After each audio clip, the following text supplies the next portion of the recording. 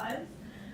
So today I'm going to give you kind of an intro to intellectual property, some of the different types of IP, some issues around ownership to keep in mind, and then we'll talk a bit about IP strategy and some other IP pitfalls.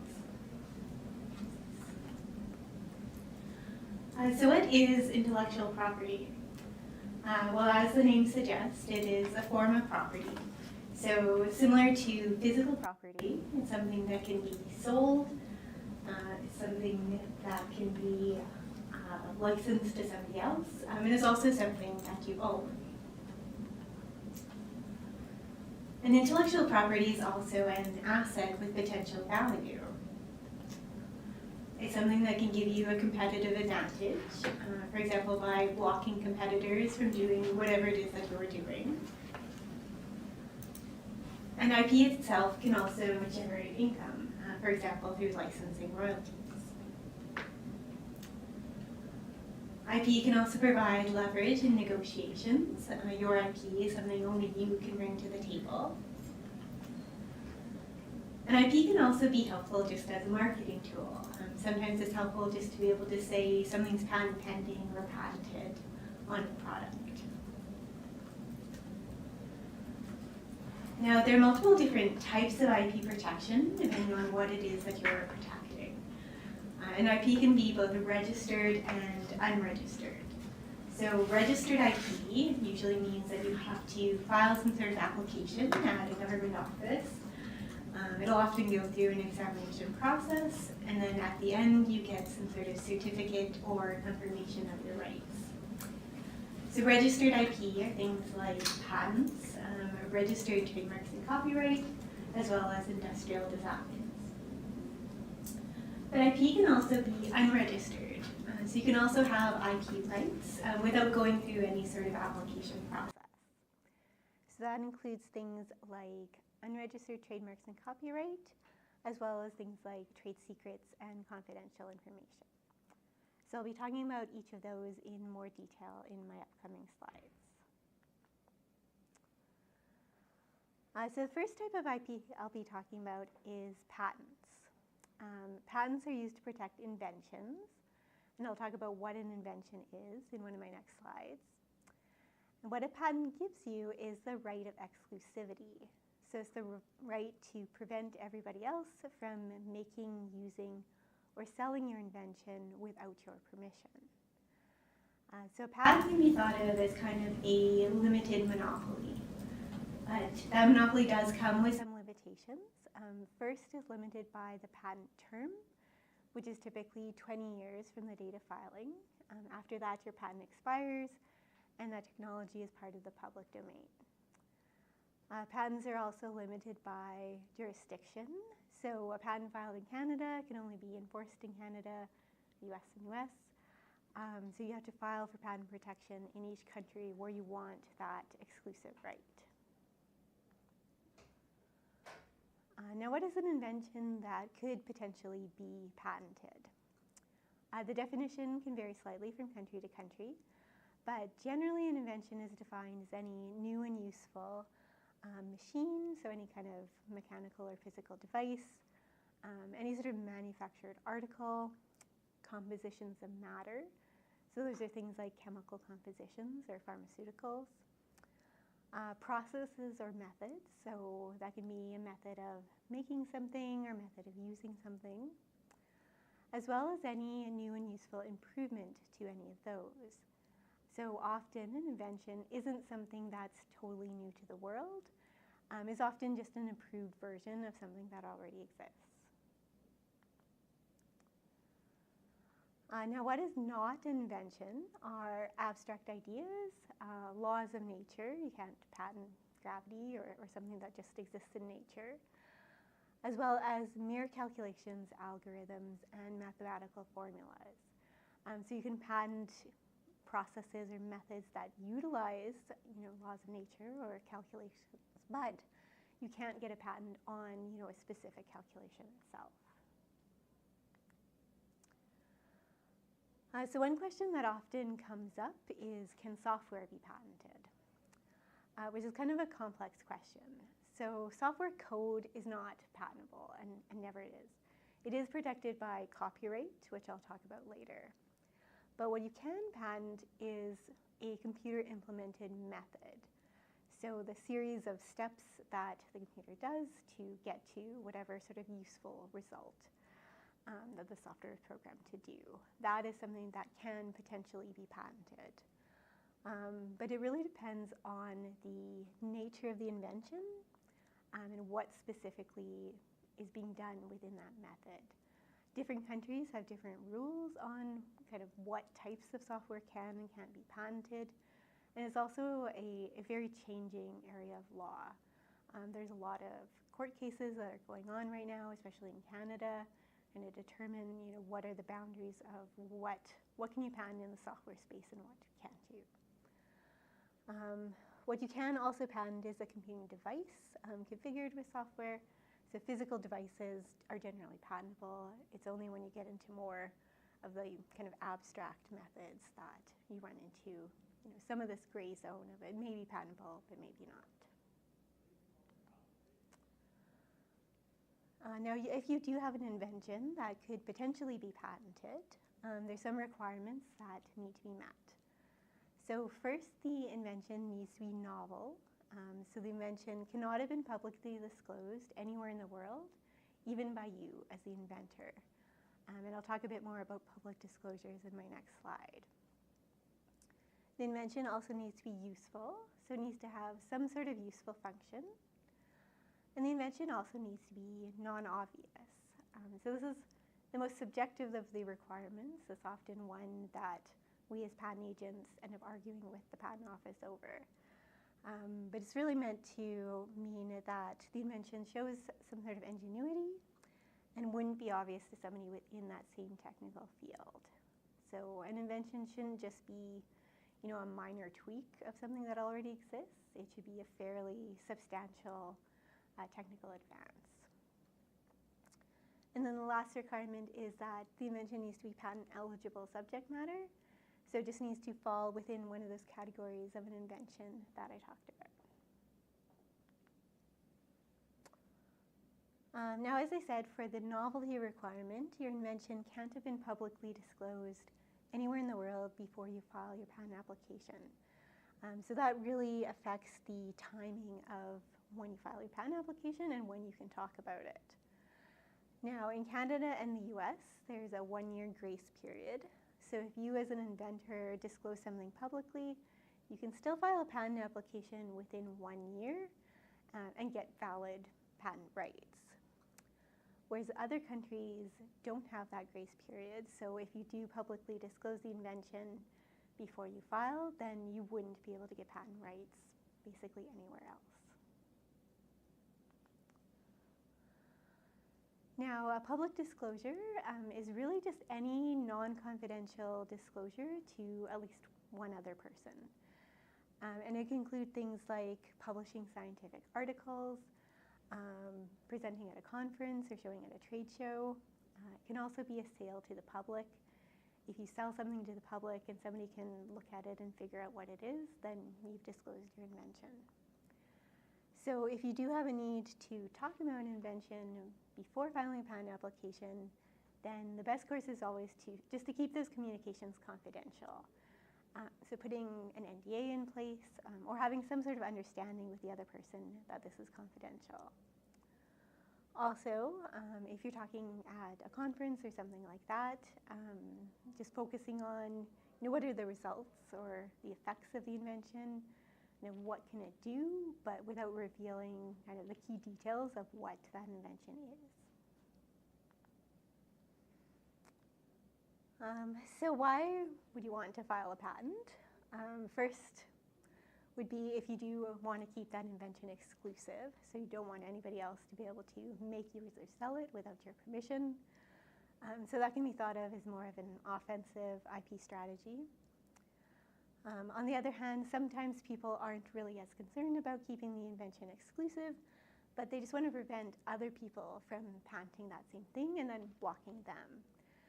So that can be thought of as more of a defensive patent filing. Patents can also be useful as business assets. It can make it easier to sell or license a technology if you have a patent that kind of clearly defines what that technology is. And then, as I said earlier, patents can also be useful for marketing, just to be able to say that the patent is, or the product is patented. Now, on the other hand, why would you not want to file a patent? First, if the invention just isn't patentable, so if it's not patentable subject matter, or if it's too close to things that already exist, it might just not be patentable. It might also just be better protected through other means, like trade secrets or copyright. On the other hand, an invention might be patentable, but it may just have low commercial value. Patents are very expensive, so if you're not really going to make any money off of it, it might not be worth going down that route. And then lastly, just if the technical field is progressing too quickly. We'll talk a little bit about the patent process, but it often takes at least a couple of years from filing to getting that patent granted. So if your technology is going to be obsolete by the time the patent's actually issued, then again, it just might not be worth going down the patent route.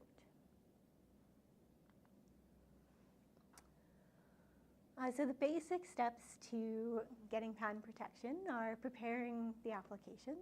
So that's something that I'm involved in doing. And then it gets filed in the countries where you're interested in getting patent protection. In each country, it goes through an examination process, which we also call prosecution. So an examiner in the patent office in that country will look at the application, examine it according to that country's laws, and they might have certain objections to your application or to your claims. So often we have to kind of go back and forth with the patent office a couple times. We might make amendments or arguments to get over those objections. And then hopefully at the end of that, we get the application allowed. And then usually you just have to pay an additional fee, and then the patent is issued. So an important concept in patents is inventorship. Who should be named as an inventor on the patent application. Inventorship is something that is determined by law, so it's not determined by preference. It's also not determined by the same rules as authorship on scientific papers. An inventor is somebody who contributed to the inventive concept of at least one claim in the patent application. So in every patent application, there are, at the very end of it, a list of claims. These are very legal-sounding sentences that basically define the scope of monopoly of that invention. An inventor is anybody who's actually contributed to what's described in one of those claims. But the inventor needs to show some sort of ingenuity, so it can't be somebody who just verified somebody else's work. It also can't be somebody who just worked under the direction of somebody else. So if you came up with an idea, but you just asked somebody else to run some experiments for you, you would be the inventor, and they wouldn't, even though they may physically have been the one to do the experiment.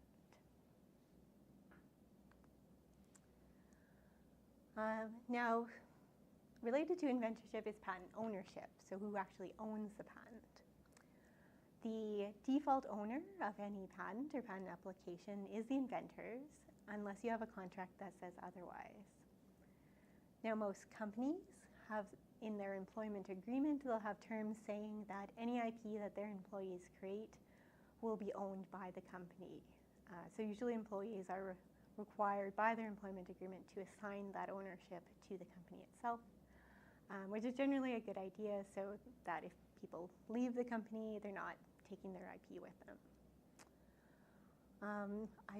Patents and patent applications can be jointly owned, so they can be jointly owned by the inventors. They can also be jointly owned by more than one company. And patents can also be assigned or licensed. So you can sell a patent to somebody else. You can also license it. So basically just give somebody permission to use it under whatever restrictions and fees that you require, while you still retain ownership over that patent. So that's kind of it for patents. I'm also going to briefly talk about another form of IP called industrial designs. In Canada, we call them industrial designs. In the US, they're called design patents, but they're basically the same thing. An industrial design is a form of IP to protect the original visual features of a product. So things like the shape, pattern, configuration, and ornament, or combinations thereof. So in this slide, I have some examples of industrial design registrations held by Apple.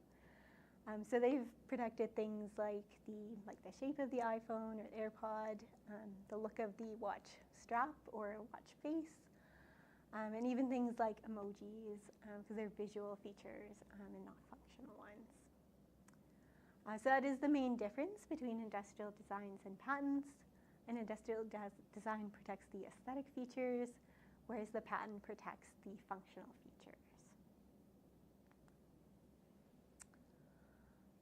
The next form of IP I'll talk about is trade secrets, or confidential information. Trade secret is really just any information that has some sort of value by being secret. So that can be technical information like technical drawings, plans, formulas. It can also be business information like a list of client contacts. There's no sort of formal registration process for protecting trade secrets. They're really just protected by making sure that everybody who knows the secret is under a contractual obligation to keep it secret. So for employees, that's usually in their employment contract. The company may also have certain policies around confidential information and how it's to be treated. And for external parties, that would be by putting confidentiality agreements in place before you talk to anybody outside of the company. Trade secrets can also be protected through physical security, so like putting password protection on sensitive files or locking up a prototype while it's being worked on or when it's not being worked on. So some pros and cons of trade secrets versus patenting. Some pros of a trade secret are that it can last indefinitely versus the patent that has that limited 20-year term. As long as you can keep the trade secret secret, then you have it. There's also minimal cost to maintain, and they can be good for inventions that either aren't patentable or may be difficult to enforce.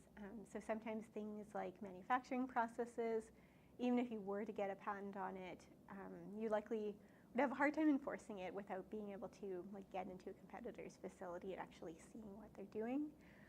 So those sorts of things sometimes can be better as trade secrets than patents. Some cons to trade secrets are if it's revealed, whether that's intentional or not, the secret is lost. Once that information is out there, you can't get it back. It also doesn't protect against reverse engineering or independent invention.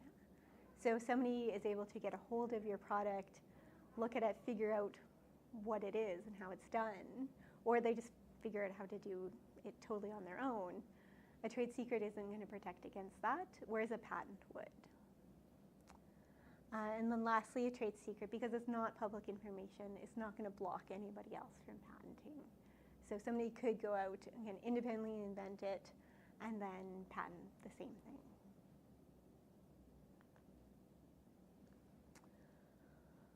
So the next form of IP is trademarks.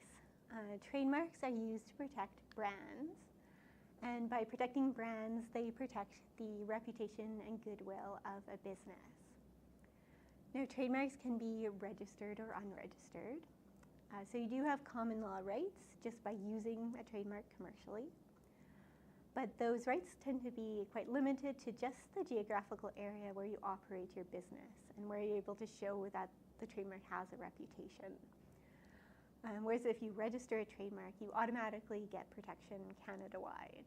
So even if there's somebody in Ontario using the same trademark as you, if you've registered it, you can stop them from doing that. If you do register a trademark, the registration lasts for 10 years. And unlike a patent that expires at the end of the term, trademarks are renewable. So you can renew it in 10-year increments, as many times as you want, as long as you still use that trademark commercially.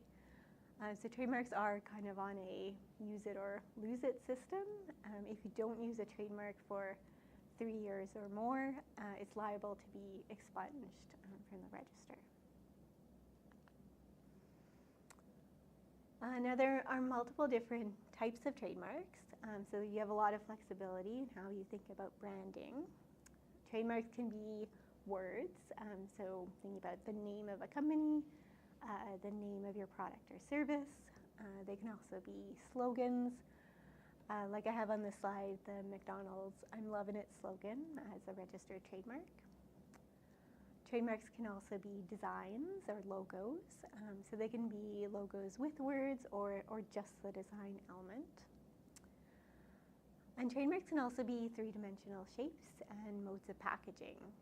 So the example I like to use is the Hershey's Kiss chocolate. So Hershey's has a trademark on the actual shape of the chocolate, as well as a separate trademark registration on the packaging. So the way the foil is wrapped around with the little ribbon on top is a registered trademark. Also, with some recent changes to the Canadian Trademark Act, you can also now register a number of unconventional trademarks. So things like colors, sounds, scents, textures, tastes, holograms, and moving images.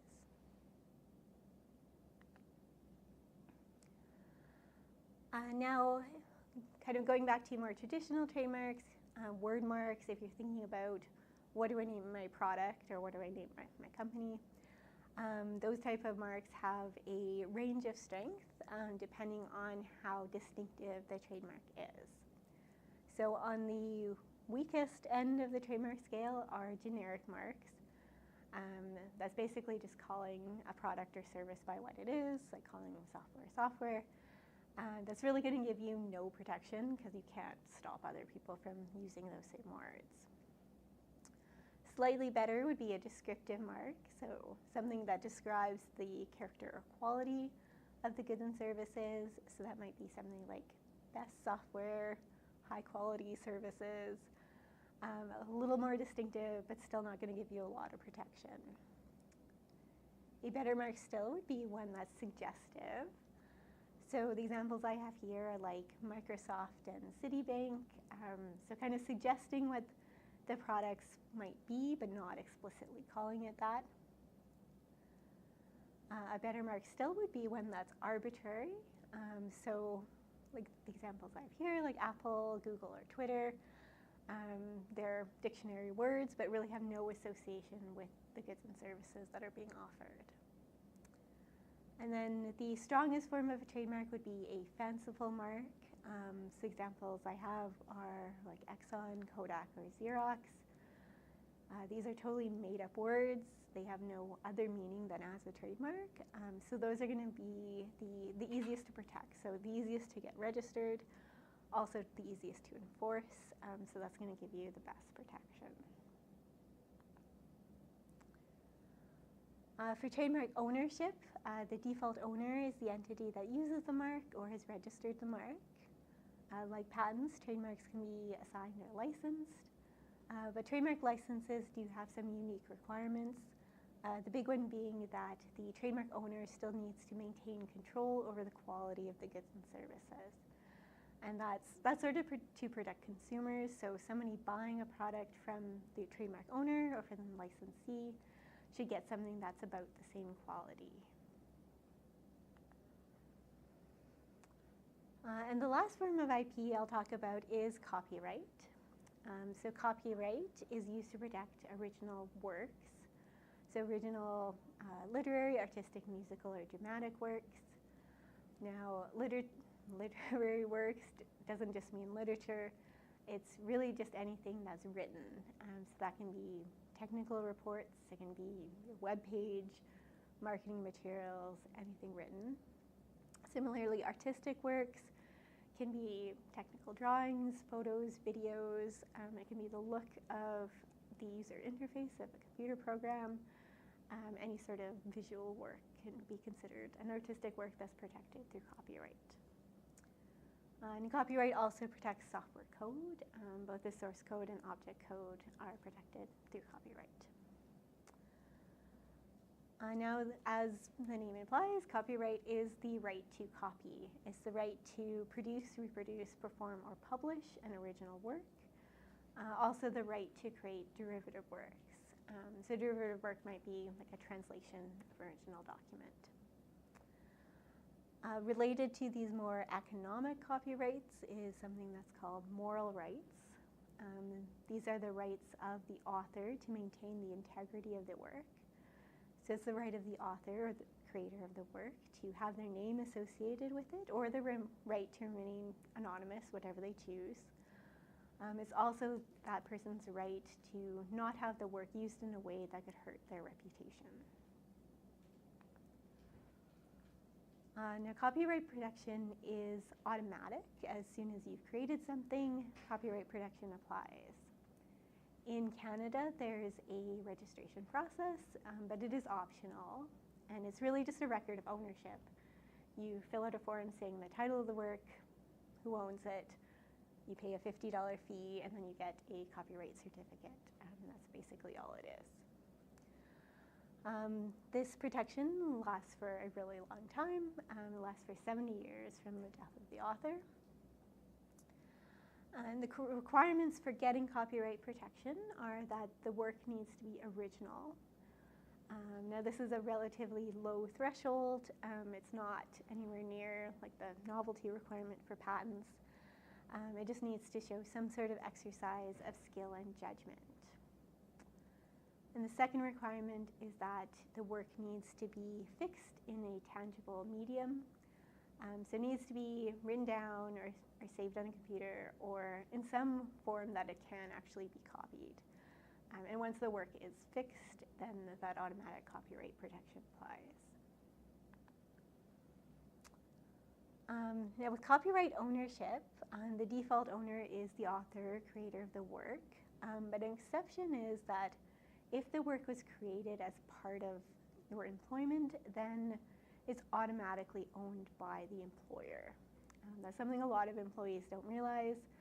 Like, that's something you wrote as part of your job, maybe wrote a blog post, something like that, that you don't actually own that. It's likely the company that's the owner. Now, copyright can be assigned or licensed like other forms of IP, but those moral rights that I talked about can only be waived. So you can't give your moral rights to anybody else. You can just say that you won't enforce them. So those are the main types of IP. So that's, I think, the starting point for developing any sort of IP strategy is understanding what types of IP are available and what they're used to protect, to see what types of IP would apply to what you're doing and what you want to do going forward. Some other considerations for developing an IP strategy are you want to consider the benefits of IP protection versus the risks and the costs. So, as I was saying, when you file a patent application, for example, it goes through an examination process. You might get objections and have to go back and forth with the examiner on it. And most of the time, you can come to kind of some sort of compromise that you can get the patent granted. But there is always the risk that you could have your application rejected completely, in which case you've probably spent a lot of money filing that application and a lot of time in it, and may not actually get something out of it at the end. So you do want to weigh those risks in your IP strategy. You also want to consider prioritizing core IP. So even large multinational companies don't file for patent protection on every idea that comes out of their research teams. They really look at prioritizing what's important to the company and what's going to give them, a competitive advantage or some other advantage to that IP. You also want to think about the timing of when to file for any sort of IP protection, but particularly with patent applications because of the public disclosure issue. If you have a need to talk about the invention, then you need to figure out, when you're going to file that patent application. It's also important to think about enforcement. Would you actually enforce the IP that you're looking to register? That's often a consideration when you're looking at what countries to file for patent protection in. You know, if you would never actually consider enforcing a patent in, say, China, then again, it might not be worth the cost of doing so. You also want to think about collaborating on IP development and using third-party IP. So you don't have to develop all of your IP yourself. If you know people who have complementary expertise, then it can be a good idea to collaborate on developing something. And I'll have some notes on collaborations in one of my next slides. You can also look at using third-party IP. So sometimes it's more cost-effective to license something in than develop it yourself. And important to any IP strategy are cost considerations. You want to make sure you're budgeting for all of the steps in the process and not just filing. That's often a mistake people make, is they just look at the costs of, say, filing a patent application and not the cost of taking it through the examination process. Also, in a lot of countries, once the patent's granted, you have to pay ongoing maintenance fees to keep that patent active. So there are often, quite a bit of ongoing costs during the life of the patent, even after it's filed. You want to budget for each country because each country will have its own costs. And enforcement can be very expensive. So that, again, that's a consideration of whether you would actually consider enforcing your patent or any other sort of IP or not. So if you do decide to collaborate on IP, as I said, that can be a good idea to bring in complementary expertise.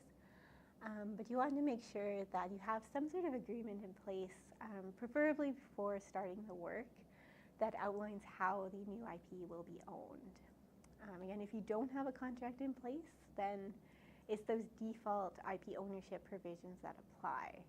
So if there are multiple inventors, you could end up in a complicated co-ownership situation. And if you don't have a contract that says what you're going to do with that IP, then sometimes that can just tie up the IP and make it difficult to move forward. So getting a contract in place before you start the work is always the best course of action. And then also getting assignments executed if needed. So if it's decided that one company is going to be the owner of that IP, then you want to get assignments executed from all the inventors to the company, preferably before the inventors go off and doing their own thing, so you have everything you need to go forward with that IP. And then using third-party IP, some things to keep in mind. One, that free doesn't always mean free to use. So sometimes people think, they find something online that, it must be public domain and free to use, which isn't always the case. Published technology could still be patented. And even things like open source software does still have a IP owner and does still have a license that you need to abide by. So making sure that you're aware of any IP restrictions on any third-party IP that you use. Also, in terms of copyright, there's this concept called fair dealing, or it's called fair use in the US, where sometimes you can use copyrighted works if it's for certain purposes like research or education. But what's considered to be fair really depends on the circumstances, like how much of a work you're using and what specifically you're using it for. So don't necessarily assume that you're protected through fair dealing, especially if you are working on something that you hope to commercialize someday. So as always, it's best to get permission from the IP owner before you use anything, and preferably in writing in a contract, like a license. So the key takeaways for today are that IP can be a valuable part of a business, and there's various forms of IP protection. So you want to develop a strategy that makes sense for you or your business. You don't need every form of IP protection. Again, you want to prioritize what makes sense for you. You want to be aware of ownership issues, make sure you own the IP that you need to own, and be cautious about using third-party IP. And with that was all I wanted to go over. So I think we can have some time for questions if anybody has them.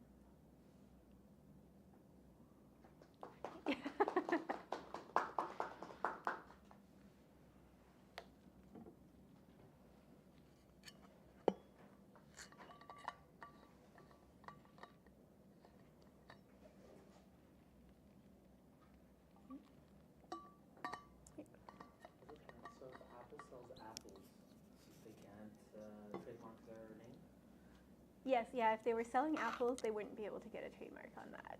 Oh. But they can get it for computing products. Okay. And then for patents, would it be beneficial only if you can like have a legal team or whatever to fight on your behalf to protect your IP, or is it like inherently protected if you just have a patent? You do get, I mean, you can go through the process on your own. We always recommend you do use a legal team to file and take it through examination. But you don't actually need to enforce it at the end.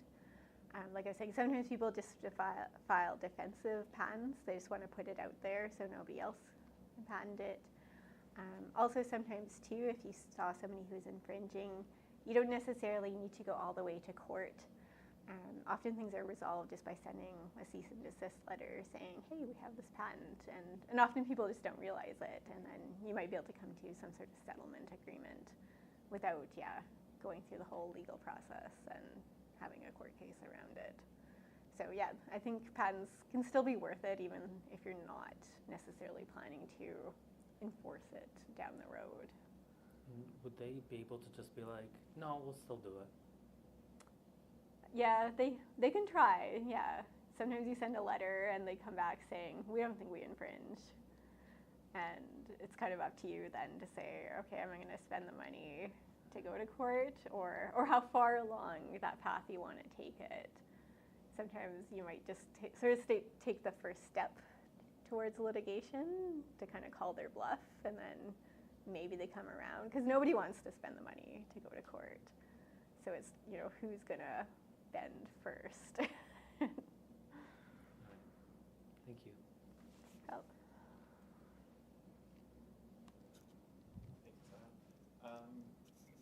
Maybe a bit of a silly question, but going back to like spending the money to get your IP sort of through the process and everything, and once you have your IP, suppose someone does come along and infringe upon it, is it like my responsibility as the IP holder to like catch them infringing on it in the first place, and then also like actually threaten to take them to court and try and defend my IP?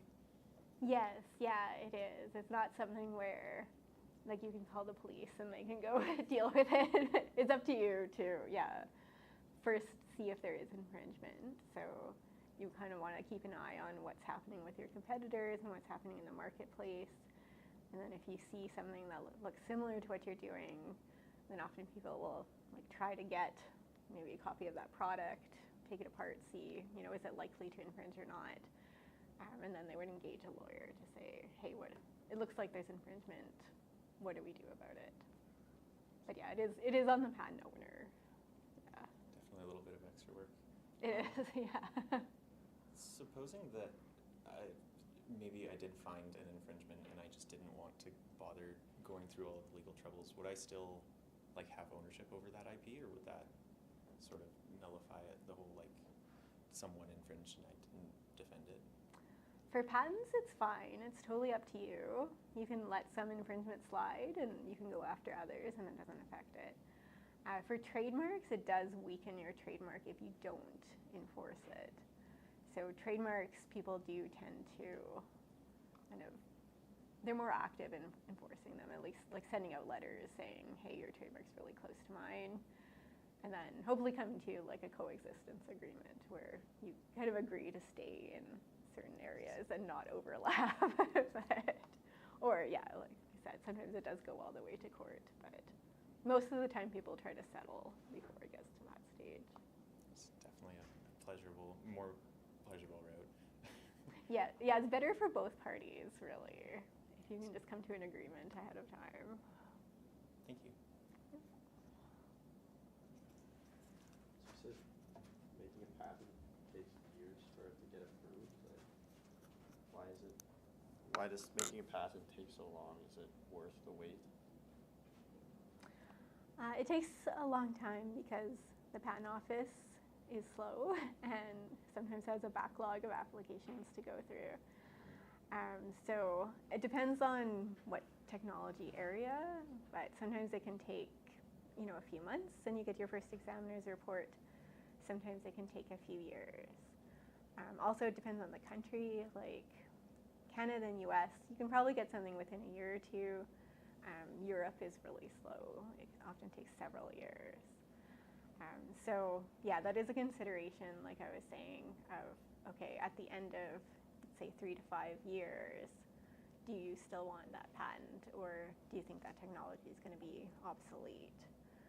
If you think, yeah, this technology is really going to last a long time, and people are going to still want it in 5 years, then it is still worth it.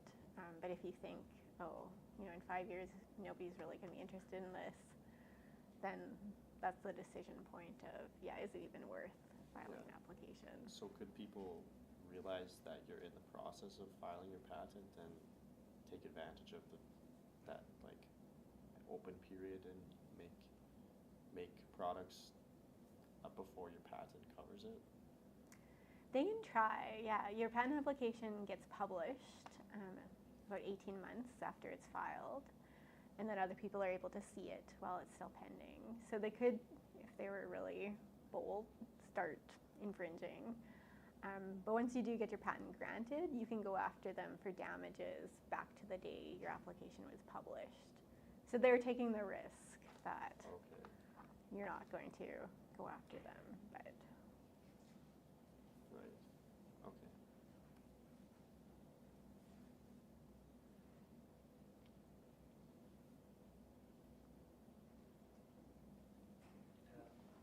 I heard that there's a form, I don't know if it's copyright or anything, but if you put your work in an envelope and send it out without without an address to send it to, a post office will send it back, and then you can use that in court if someone infringes, that hey, this preceded their works and this is sealed and stamped by the post office or whatever.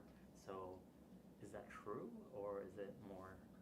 you can, yeah, I've heard that, and it is for copyright, to prove that you created a work before somebody else did. So you can do it.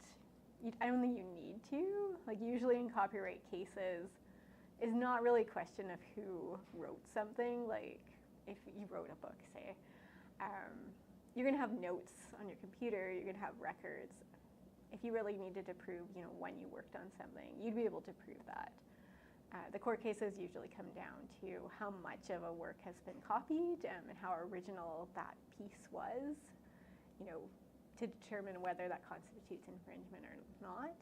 Usually it's not a question of who actually wrote something first. But yeah, if you desperately needed to get a date on something you created, you can mail it to yourself, and then there's a postmark on it. So yes, I've heard of people doing that, but it's not usually necessary. I don't think it hurts, but. So would there be a benefit to actually go through the process and get a copyright when you can prove that, hey, I have the logs on my computer, I've worked on it years before this person did, and they copied everything? Yeah, in terms of registering the copyright, in Canada you don't need to, I think. I mean, it's cheap to do, and you can do it yourself. You don't need a lawyer to do it. So sometimes people just do it. And it can be helpful if you're going to sell or license copyrighted work, because then it just gives you something to refer to in the contract. But in terms of enforcement, the copyright protection is automatic. As soon as it's created, you can prove you created it. You can prove somebody copied it. Then, the registration doesn't really help you. It doesn't add anything, I guess. So you can do it, but you can still enforce your copyright without it. Thank you.